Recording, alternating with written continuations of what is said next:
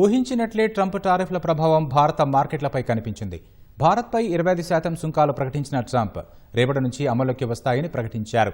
ఈ నేపథ్యంలో దేశీయ స్టాక్ మార్కెట్లు నష్టాల్లో ట్రేడ్ అవుతున్నాయి. ఆరంభంలో 786 పాయింట్ల పతనమైన సెన్సెక్స్ ప్రస్తుతం 600 పాయింట్ల నష్టంతో కదలాడుతోంది. నిఫ్టీ సైతం ఆరంభంలో 200 పాయింట్లకు పైగా పతనమైంది. ప్రస్తుతం 150 పాయింట్లకు పైగా నష్టంతో ట్రేడ్ అవుతోంది. భారత్తో జరిగే వాణిజ్య చర్చల్లో తమ డిమాండ్లను సాధించుకునే లక్ష్యంతోనే ట్రంప్ టారిఫ్లు ప్రకటించినట్లు వాణిజ్య వ్యాపార నిపుణులు విశ్లేషిస్తున్నారు. ఇదే వ్యూహాన్ని అమలు చేసి యూకే, జపాన్, ఐరోపా సమాఖ్యలతో వాణిజ్య ఒప్పందాన్ని ట్రంప్ ఖరారు చేసుకున్నారు.